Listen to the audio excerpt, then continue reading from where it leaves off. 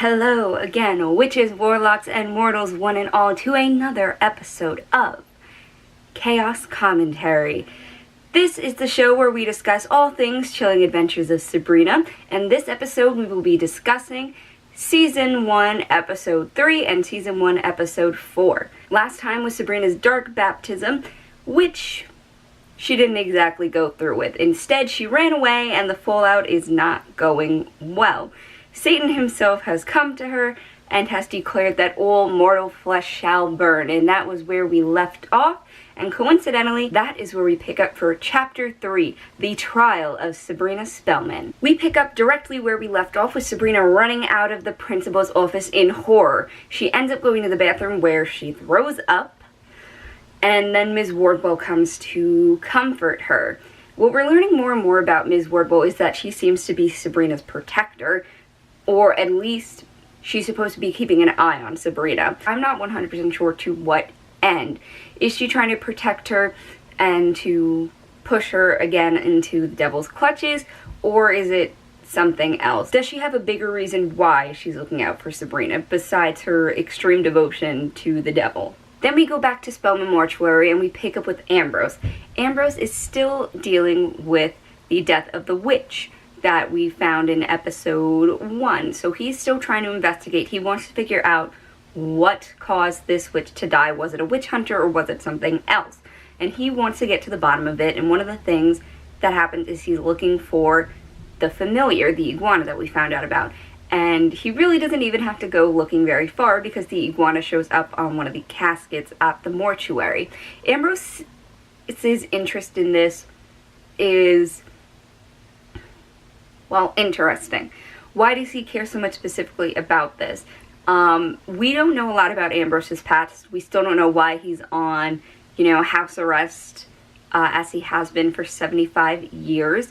And maybe it has something to do with witch hunters, or maybe it has something to do with the death of other witches, or perhaps he just feels very connected to the witch community, even though he can't really participate in it, and maybe this is just his way of doing that.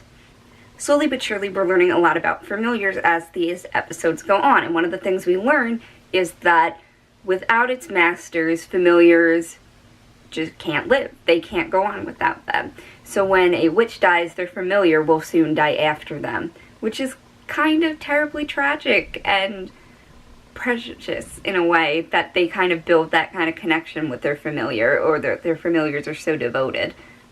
I really enjoy how each episode of this show is building the world more, and we're getting deeper and deeper into it as we go along. I like the way that the episodes flow one into the next, and I think it works really well, especially in the Netflix format where all episodes of a season are released at once, or, a chunk of episodes are released at once. So when you watch them, you're getting a complete story all at once, and it's kind of like watching a very long movie in a way. And I feel like these two episodes continue on that. They're picking up from what happened in the last few episodes, but also they're creating their new plot lines at the same time in this. We pick up with Sabrina again, and she's with her friends, and Roz shows up, and she's upset because the book she wants to read for class and do her report on, the teacher says isn't appropriate, and that is The Bluest Eye. Now, The Bluest Eye is another Toni Morrison novel. If you watch Riverdale, her book, one of her books was also featured on that show. She's considered Betty's favorite writer, and Betty talks a lot about her book, Beloved, as her favorite book. So I find it interesting that they decided to choose another Toni Morrison book here. Now, The Bluest Eye, if you guys don't know, is set in 1941, and it follows after the Great Depression, and it follows the life of an African-American girl named Pecola, and she has an inferiority complex because she is dark-skinned and she is considered ugly by conventional standards, especially at the time, I would say. And she has an obsession with blue eyes and sort of with whiteness, because that especially, and still a lot of times today, is equated with beauty. Now, the teacher says that it would be inappropriate for the project because of some of the topics it discussed, and some of these topics are incest and racism. Clearly an intense book, and you could maybe see why a school would want to ban them from their premises or for their projects. So they decide to use their new club Wicca as a platform to bring this to Principal Hawthorne. And while they're in Principal Hawthorne's office, Sabrina is not doing well with what she just saw previously when Principal Hawthorne was possessed by the devil. So she's looking at him like two heads, and he even comments on this himself. During their discussion with Principal Hawthorne, it becomes quickly apparent that their concerns regarding this book don't match up with the principal's concerns. He says that public schools should be keeping certain information away from young, impressionable minds. But there's a lot of controversy about book bans. Do people need to be protected from certain topics, especially younger minds? Now, on the other hand, it could be debated that these topics should be discussed, and they should be discussed in a controlled area where a teacher can intervene if anything goes too far or if people have questions about this topic. That's the complicated gray area that these live in. Roz is upset. They run off and they go to the library, and she decides to look for in the library for specific books. They go through, it says that the library should have them, but none of them are on the shelf, as Roz, Sabrina, and Susie find out. Now, the librarian is kind of like, oh, all these books are checked out. There was a soft book ban, but she didn't hear it from me. That librarian was an OG coming through with all the tea for these ladies. Sabrina then returns home, and it turns out she has received an internal summons from the devil himself, which means essentially he is suing her and for breach of promise, because she promised to sign her name in the book and then she didn't and ran off. But it's not only her that's being sued, because according to witch law, if one witch has committed the crime, it also reflects on her entire family, which means that Hilda and Zelda have been stripped of their powers and are now aging, which means if they don't get their powers back in a certain amount of time, they will essentially rot from old age and die. And one way to get Sabrina is through her friends and family and through her connections, because that's what she holds strongest to her. That's what she holds closest to her heart. And messing with that means Sabrina's gonna come and have some vengeance. Now, she doesn't know exactly what to do, but Ambrose tells her about a lawyer named Daniel Webster. Now, Daniel is not a witch, he is a mortal, but he knows witch law. Before Sabrina goes to find Daniel Webster, though, Aunt Zelda goes to speak to Father Blackwood, and she wants them to settle things between themselves. Now, they seem to have an interesting relationship, and I feel like there is more that we don't know that's unspoken. Now, perhaps she has secrets with Father Blackwood. She seems to have some sort of history, but she also clearly respects him very much because he is a high priest, and Zelda is very much your conservative Christian aunt, except replace Christian with Satanist. Father Blackwood's like, nah, that's not gonna work. But make sure Sabrina begs for forgiveness, and maybe it'll all work out in the end. Just make her give in and sign that book. Everyone just wants her to sign that book, and she is still not having any of it. When Zelda leaves, we see Ms. Wardwell arrive. Blackwood blames Wardwell for not getting Sabrina to sign the book, but Ms. Wardwell says that she made sure Sabrina got there. He's the one that didn't make sure she signed the book. And also, by the way, she feasts on men's flesh, so Father Blackwood better not piss her off. That was kind of enjoying to see, because he was basically telling her, I'm a high priest, go back to the kitchen where you belong, woman. And she was just like, I eat you for lunch, so maybe don't do that. Sabrina goes to find Daniel Webster, but he quickly rejects her, says he doesn't practice witch law anymore, and he just wants to sit here and kind of wallow in his misery. So Sabrina leaves upset, but that doesn't last very long. He looks at a picture on the wall that we kind of assume and then later find out is his daughter, and he then agrees that he's going to go help Sabrina. For the first time, we get a glimpse of Harvey's home life, and he's showing drawings to his older brother Tommy, and he's soon interrupted by his jerk of a father. That's a nice way of putting it. Now, Harvey's father owns the mines, which seems to be a main source of income for a lot of men who work in this town. His father gets all in a fuss because Harvey told Tommy that Dr. Cerberus, the owner of the bookstore, said he could work there on the weekends and draw posters for the shop. And his dad goes into a tizzy and says, if you want to work, you can come work in the mines. And Harvey, as we learn, has a very deep aversion to mines. It's a no-go for him. But Daddy says he has to work, so I guess he has to work. Hashtag traumatize your kids. It seems to be a tactic that is beloved by the writers of both Riverdale and The Chilling Adventures of Sabrina. But I will say that all these flaws that parents have do make them deeply complicated. Though I don't care what Harvey's dad's damage is, he's just a jerk. Now finally, we get to the court trial.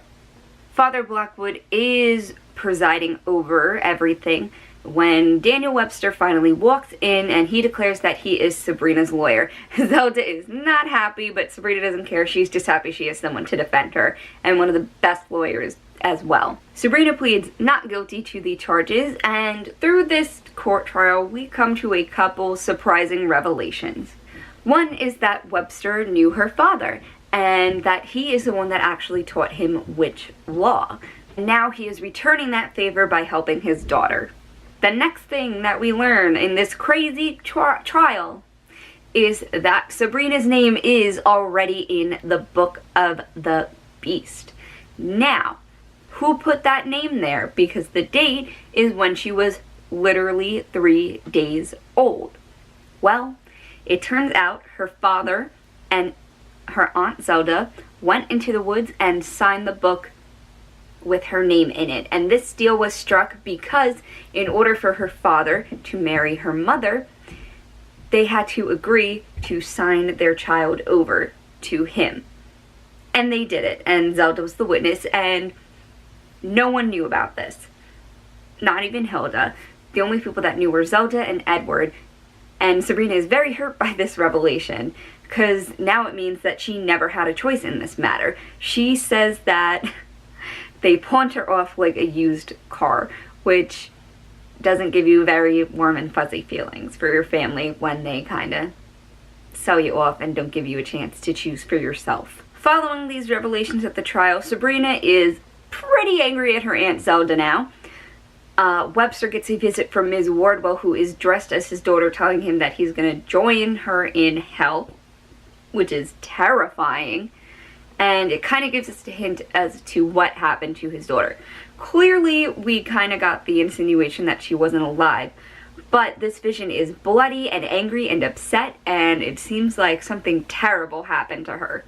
It's another normal day at school for Sabrina, though, and she's walking with Harvey, and as he has to start his shift in the mines, he is having a lot of thoughts about everything, and he decides to tell Sabrina about an event that happened to him as a child. He was playing hide and seek with his older brother, and he decided to hide in the mines. But he got deeply, deeply lost in this mines. He was in these mines for hours. And when he was down there, he saw a beast. He saw a creature that had like goat horns and feet, and it confused him and scared him. And we know that it's the devil. But Harvey doesn't know this, thinks he was crazy, and he's been traumatized by this event, which is one of the reasons why he won't go to the mines. It's interesting that the devil chooses to have a lair in mines, and especially in Greendale. Is Greendale a hellmouth? Questions that need to be answered. At school, the drama for the day is that Roz and Susie are handing out flyers about all the banned books that the school does not want you to read. But before they can get too far, Principal Hawthorne is in the hallway, and Principal Hawthorne tells them that he is going to bring up the issue to the PTA, and he'll let her know tomorrow about what's going to happen regarding that. This twist is a little surprising by Principal Hawthorne because he doesn't seem to like to actually help out his students, but I'm thinking maybe he just wants to keep things quiet and under control. The next thing we get is of Ambrose at the dead Warlock Connor's funeral. Ambrose is watching over Connor's funeral, and through this he meets Luke.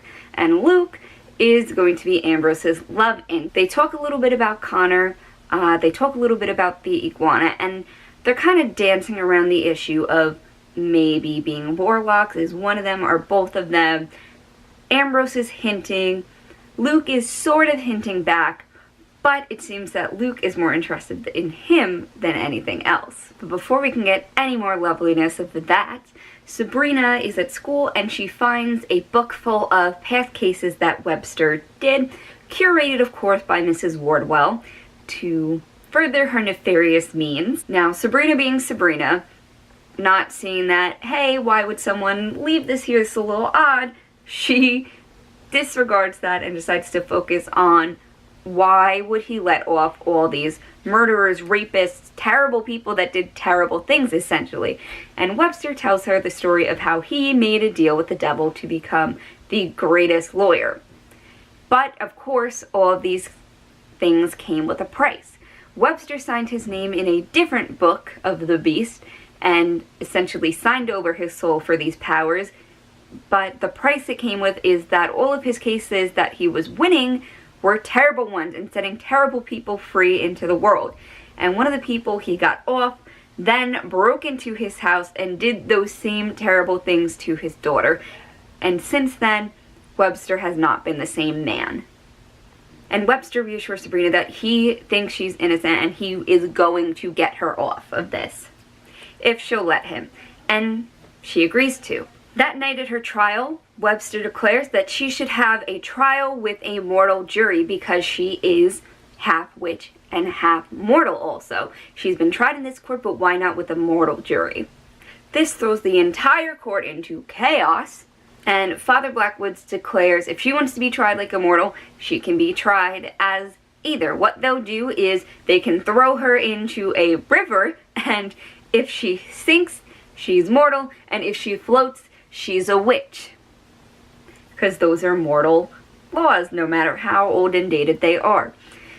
He also tells her that they can do another trial where she can stand in front of the entire courtroom, bare herself, and show whether or not she has a witch's mark. If she has a witch's mark, she'll continue being tried by this court, and if she does not, she'll be considered mortal, and they will then give her a mortal jury. Cut back to Ambrose, and he is surprised in his room with Luke, who quickly confirms that he too is a warlock, and rather than have a lot of idle chit-chat, they decide to have a nice little night together. After that crazy night at the trial, Father Blackwood makes a visit to Spellman Mortuary, and he says that he has talked with the devil himself, and they have a plea deal for Sabrina. If she gives herself over, since her name is already signed in the book, she will get yearly visits with her mortal friends, and she will have to start classes at the Academy of Unseen Arts immediately. Now, Webster is also at the house, and he immediately declares, nope, this is a trick, not doing it. Ambrose wakes up the next morning and finds that Luke is gone, but he left his number. And sadly, when he goes to check on the iguana, it turns out that, like Zelda said, he could not live without his master, and he has died. This morning, on Sabrina's way to school, she's with Harvey once again, and she asks him to look over her body. This was actually a really sweet kind of scene between them. She tells Harvey that he's the only one she really trusts right now. Her aunts clearly have been hiding secrets from her, but Harvey hasn't hidden anything from her really, so she decides to undress and let him look, and Harvey is really nice about the whole thing and even decides to make it a kind of fair's fair thing, and when she takes off her shirt, he takes off his. And that's kind of a really sweet thing he does. And we find out after that she does not, in fact, have a witch's mark on her body. When Sabrina gets to school, she meets up with a visibly distressed Ross, who tells her and Susie that they have a meeting for the PTA, but it's not until 3 months. And she also reveals that she doesn't have 3 months to wait for this because her vision is going, and in 3 months she could be completely blind. This is a hard pill to swallow for her because that means she can't read books anymore. And maybe finally letting go of this secret will let her be a little more free. But it is heavily hinted upon, actually suggested, and something I believe is that Ms. Wardwell is the cause of this situation. She is trying to break Sabrina's attachment from her friends because that's what she believes is keeping Sabrina from fully embracing the path of night. Then we see Harvey going for his first shift in the mines, but he absolutely cannot do it. All his trauma comes rushing back through his mind, and he's just getting all these flashbacks, and he's so completely overwhelmed that he physically cannot make himself go down into the mine to work a shift, and his brother Tommy is a really good big brother and tells him, go home. It's okay. You're not going to work a shift today. It's fine. I'll protect you. So it seems like they have a very, very, very good relationship, probably strengthened by the fact that their dad is not a nice guy at all. We physically see them moving away from their father a lot of the time, fighting against him and asking, what are you doing? Maybe the father is a little mad too because of all the things in the mind. Maybe he even made a deal with the devil, potentially. His mind's successful and the devil can live down there. We'll have to see in the future if maybe this is true or not, but just something to think about a little bit. Now it's time to finally resolve the trial, and Sabrina tells her aunts and Ambrose that she is going to submit to the court and show them that she doesn't have a birthmark. Zelda is not happy because she thinks Sabrina will lose her dignity along the way, but they don't see any other option here. And that's their plan kind of going forward. But not only one aunt was hiding a secret, but two. Hilda goes upstairs and she grabs a book. Now, this is not fully revealed until we get to court. Sabrina admits that she's going to submit to this, and before she can, Aunt Hilda rushes in with the book, and what is in the book is a baptismal certificate from a Christian church that Sabrina's mother Diana took her to get baptized one day after she was born. This creates a whole conflict over who has claims over Sabrina's soul. Does God have claim over it? Does God have claim over it, or does Satan? So they force the hand of the devil himself, and the doors pop open, and Father Blackwood and Daniel Webster are called down to the devil's chamber to discuss this issue. This is a couple revelations for things. Did Sabrina's mother know that this was going to happen, that her name was going to be signed into this book for her and Sabrina's father to be together? Did she just suspect something? Were they both hiding secrets from each other? We'll have to wait and see if these questions are answered in the rest of the season. I am hoping that maybe we'll get some sort of flashback. Sabrina and her aunts have a scene where they talk about all the secrets between them, and Sabrina declares that there shall be no more secrets anymore between their family. Now, I think this is going to come up again because, as in the previous episodes, one of the major questions was her parents' deaths really an accident, or was it caused by some force or someone or some entity? We finally get a decision on this trial of Sabrina Spellman, and it is declared that she will retain her mortal life, but she will have to go to the Academy of Unseen Arts, and she will have to attend weekly black mass. She accepts easily, and that is where we have landed with the court decision. As we'll see next episode that we're about to get into in a minute or so.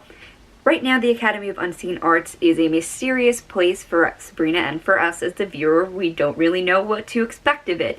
And in addition, her aunts are restored their youth and power, and everything is sort of back to normal in a way, but there are some new changes afoot. She's going to have the witch side of her heritage brought into her life more now. After the court case, Sabrina thanks Webster, and he seems to kind of be at peace with everything, and he decides to walk off. Then when they get back home, Zelda reveals to Hilda that she has been excommunicated from the church because she participated in a Christian baptism. Now, it seems like she's still going to have her powers, but she's not allowed to attend mass, she's not allowed to be involved with their society. Then finally, we have another little scene of Ms. Wardwell and Father Blackwood, and they seem to be kind of in a bit of a tug of war over Sabrina and who kind of gets to mold her and control her a bit. Now, because Father Blackwood is the head of the Academy of Unseen Arts, he's going to have some power over her in her witch life because he's going to be making decisions regarding that. And Ms. Wardwell, on the other hand, is going to be part of her mortal life. Now, how this conflict is going to continue will be interesting to see, and which one of them will win, or if either of them will win, remains to be seen. And then the final scene of the episode is where Wicca forms a book club with Ms. Wardwell to read all banned books in order to give Ross some time to read things that she wants to before the inevitable. That's all for Season 3, Episode 3. This episode will be discussing Season 1, Chapter 4, Witch Academy. Now that Sabrina has stood trial, one of her requirements is that she must now go to the Academy of Unseen Arts. We've been building up to this for a little bit. It was mentioned in episodes 1 and 2 that she was intending to go to the Academy after her dark baptism. Now, exactly what happened at the school wasn't revealed to us before, and this episode we really kind of get to explore all that. We finally get to see the Academy, we get to meet more of its students, and we also get to see what kind of classes they offer there. But before she goes, she's hanging out with her friends at Cerberus's, the bookshop, and they're all talking about what their plans are for this weekend. Susie's parents are going away to a farmer's expo, and Ross says that they should all go over to her house and have a sleepover, but Sabrina says she can't go. She's actually going to the expo too with her aunt Hilda to sell honey, but this, of course, is a cover-up so she can start going to the academy, starting with a 3-day stint. Everyone's a little bummed about it, but Harvey is extremely bummed and just decides to make out with Sabrina on the couch for a while, despite her friends' protest at having to onlook. Sabrina starts packing for school, Ambrose is there, and Sabrina's kind of struggling a bit with having to go to this school. She doesn't exactly want to go, but she feels it's necessary in order to further her own plan. And that is so she can learn to conjure, bind, and then banish the Dark Lord. Now, what kind of consequences this would have on witches is unforeseen at this point. Would they then lose all their powers, or would they be free to use their powers as they wish, unbound from any contract or any man in this case?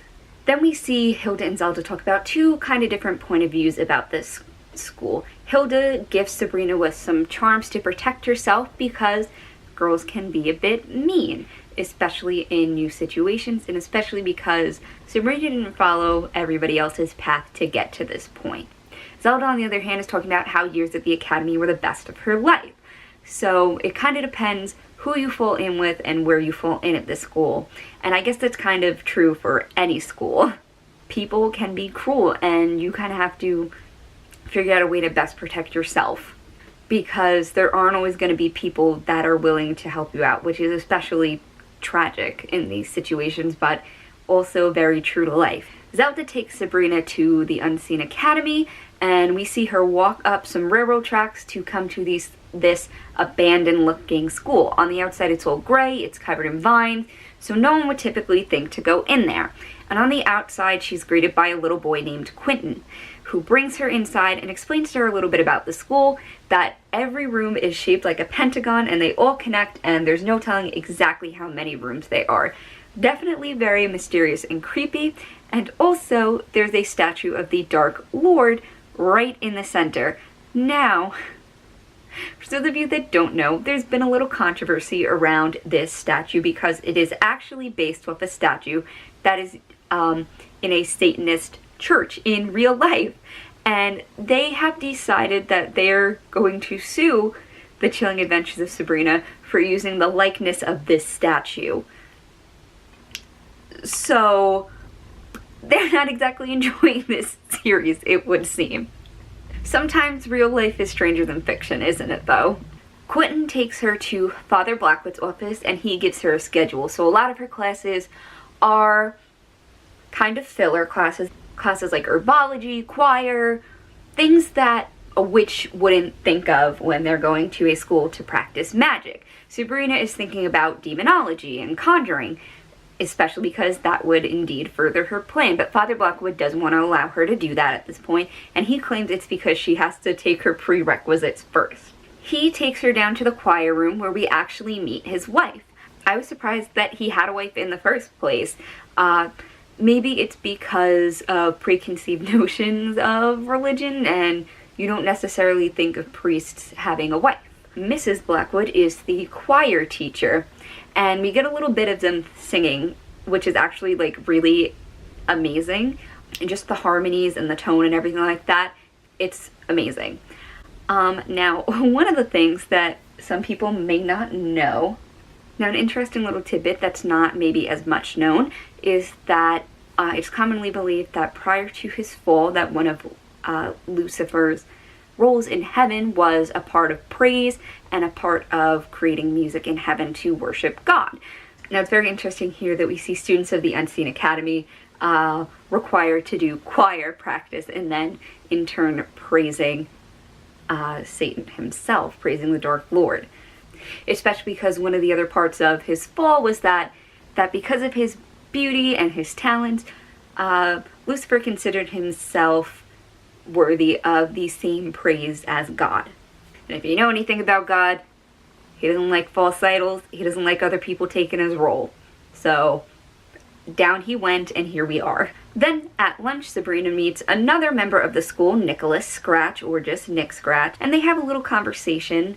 He tells her a bit about how he's doing conjuring classes and he's read some of her father's journals. And Sabrina is very interested by this because she didn't even know her father had journals and she really doesn't know a whole lot about him.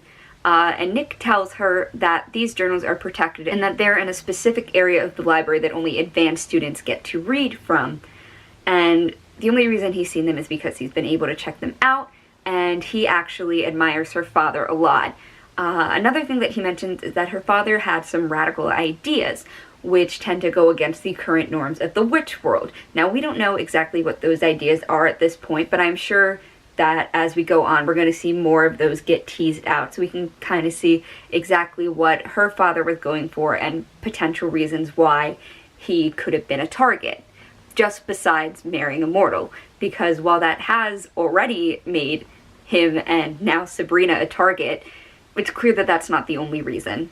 Sabrina and Nick seem to be bonding a bit, they get along well, and then of course Prudence and the Weird Sisters show up to interrupt, and just to add insult to injury, they decide to start making fun of Sabrina's father, calling her a half-breed, and Nick is very smooth in all of this, and he's like, how about I walk you to class, Sabrina? And she's like, great, thanks. Sounds perfect. What I have seen is that there is a little bit of discussion about Nick potentially being an additional love interest for Sabrina. And in my opinion, I could see it going that way, and I could see a bit of a love triangle with Nick Scratch on one end and Harvey on the other, both representing completely different things. Nick representing the witch world and Harvey representing the mortal world and her life there. And maybe we'll see as Sabrina grows a deeper attachment to her witch side, if that does happen, which way this could push and pull if that becomes a thing. I am not personally, rooting for either at this point. I do like Harvey, and I do think he's very nice and understanding, and him and Sabrina do have a good connection. I didn't see a lot of fire there, which is something that kind of makes you want it a little bit more for a couple a lot of times, which can also be subjective and is up to people to describe and is up to the individual to kind of figure out. Let me know down below how you guys fall on this. Do you like Harvey better? Do you like Nick? Which one do you think would suit Sabrina better? And do you even think they're going to go down this route? We do cut out of the Witch Academy for just a little bit, and we see Ross and Susie hanging out at Susie's house. They are watching Carnival of Souls, which was apparently filmed in Salt Lake City, Utah. Interesting. And as they watch the horror movie, a bell starts to ring, and Susie reveals that her uncle is living with them and that he is very sick. He has seemingly gone crazy after being down in the mines and having supposedly witnessed something. Now, last episode, Harvey revealed that he had seen a beast in the mines. And it's pretty much safe to assume that Susie's uncle has seen the same thing, but perhaps he had prolonged exposure to this, which has made him the way he is now. We get only a glimpse, and not even really of her uncle at this point. We just hear a lot of moaning and groaning, and it's building up in a very typical kind of horror fashion, exactly what the horror is, as we don't see it right now. Right now, we just know he's kind of a mysterious force, and it's a little frightening. When we return back to the academy, things are not looking great for Sabrina. The Weird Sisters had brought her down to the witch's cell as part of a hazing ritual for brand new students at the Academy of Unseen Art that they called the Harrowing. Sabrina has to survive the night in the cell with no light, no food, no water, and voices that pretty much are torturing you. Hazing in any form is not great, but adding mystical horrors to it makes it worth, because these trials can literally turn a person crazy. And as we learn later, they often kill.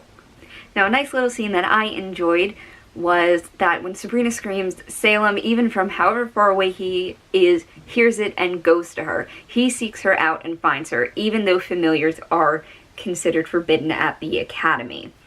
And because Salem is there, he's able to comfort her, and she's able to survive the night without a problem, much to the Weird Sisters' surprise and anger. Because of the harrowing, Sabrina has been up all night, but a lovely little call from her boyfriend Harvey seems to soothe that over and make her feel at least a little bit better. Sabrina later comes out of the shower and finds that Salem is missing, and this shows Sabrina reasonably into a tizzy because the Weird Sisters have been gunning for her, and especially after the witch's cell, she immediately suspects them. Because of this, Sabrina is ready to fight Prudence. She goes after her. And all the other girls are just screaming, fight. These witches are thirsty for blood. And against their own kind, and that's kind of a theme that comes around later, is the witches who were hanged in Greendale. What would they think if they saw what was going on today? They finally had a school, they finally had a safe place for witches, but then they're all fighting amongst themselves. But it turns out that Father Blackwood has Salem because familiars are not allowed on school property. Her missing pajamas, though, are still most likely the fault of the Weird Sisters. Sabrina and Zelda have a meeting with Father Blackwood. Zelda has to take Salem back because familiars are not allowed on property, and he mentions that Sabrina got into a fight. And at first, Zelda seems a little bit on the side of Father Blackwood, but when she hears that Sabrina is taking basically fluff classes, she's like, well, no wonder she's anxious. Father Blackwood seems to not want to give her the ability to proceed, but he says he'll give her a test. And if she succeeds, she'll be able to take conjuring classes. And Zelda's like, yeah, of course my niece is going to pass. She's fabulous. Now, I do really like when we see all the Spellmans kind of united, and I feel like that's the most exciting part for us, is when we see them kind of hanging out together and being there for one another. Father Blackwood pulls out a puzzle. Now, this puzzle seems like some sort of a mix between a Rubik's Cube and a kaleidoscope and a whole bunch of other things that she's going to have to unlock. And it turns out that it was actually her father's thesis that he worked on, and Blackwood, for 20 years, has not been able to open it. So he's presented her with an impossible challenge, it seems. And Nick is the one that tells her all this information after they meet up outside. And oh boy, is Sabrina wearing a fabulous sweater. Zelda is a HBIC that Fox stole her outfits. Like, she's the queen. She's the queen of outfits on this show. Sorry about it. Though I do enjoy Sabrina's sweaters, because who doesn't love sweater weather? Now, what else is revealed during Nick and Sabrina's situation is that Nick dated all of the Weird Sisters at once, and one of their powers is mind control, and that they're able to get into your head and use suggestion, which kind of confused him a little bit because he didn't know what he really wanted, but as of now, it is over. Sabrina wants Nick to sneak her into the library so she can get some of her father's journals to hopefully try and crack this puzzle so she can eventually get into conjuring class. Nick says he can't do it, he doesn't want to get expelled, and Sabrina thinks that her punishment would be to stay longer, and Nick wonders if it would really be a bad thing. And now that I'm thinking on it, they're kind of seeming to build a little bit of this triangle here. Ross, Susie, and Harvey have a conversation, and Harvey learns about Susie's uncle that's there, and Harvey immediately makes the connection between what he saw and what perhaps her Uncle Jesse saw, and he wants to come over and talk about it. Before Zelda leaves the academy, though, Father Blackwood asks her if she would be a midwife to him and his wife because they have not been able to have a child and have in fact had 2 miscarriages. And as we learned last episode, Hilda and Zelda have been midwives throughout their time. And Zelda, after some hesitation, initially agrees, and this only further leads me to think that there's something a little bit more going on with their past history and connection. We get a scene with Ambrose telling Hilda about the boy he met, Luke, and Luke has invited him out to go on a coffee date, but unfortunately, Ambrose is not allowed to leave the house. So his idea is to astral project to the coffee house because Aunt Zelda's done it before. Hilda initially tells him that it's a bad idea, he's gonna get caught because only the dead are the ones who are allowed to travel the astral plane. And there are some very big consequences if mortals are caught there. But Zelda waltzes in on her high horse and tells everyone that she is dining with the high priest tonight and that they're gonna have to fend for themselves. And Hilda's like, alright, great, let's go get the candles. You're astral projecting tonight, baby. So Hilda and Ambrose set everything up and she gives him 20 minutes to astral project before things get a little too out of control. So Hilda's there watching over his body, but the doorbell rings, and who is it other than Ms. Wardwell, down to her nefarious misdeeds, here to spy on Sabrina's friends and families thanks to the suggestion of Father Blackwood. Hilda, of course, is worried about Ambrose, so she tells Ms. Wardwell to just sit in there and look through some catalogs. She's there under the guise that she's here to plan a funeral, but instead, after Hilda runs off, Ms. Wardwell goes to explore the house, touching and taking linings from coats and a bunch of weird things as she goes through Sabrina's room.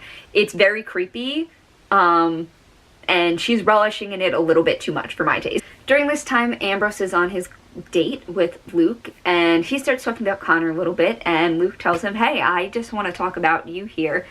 And Ambrose is enjoying this date, but he's getting increasingly nervous. These little sparrows keep showing up, which can potentially kill him in the astral plane and therefore in real life. So while he is enjoying the conversation with Luke, he can't stay for very long and ends up running out, leaving Luke very confused because he does not know that Ambrose is under house arrest. How this situation is going to continue is remaining to be seen at this point. I believe that Ambrose will either have to tell him or their relationship is going to have to end.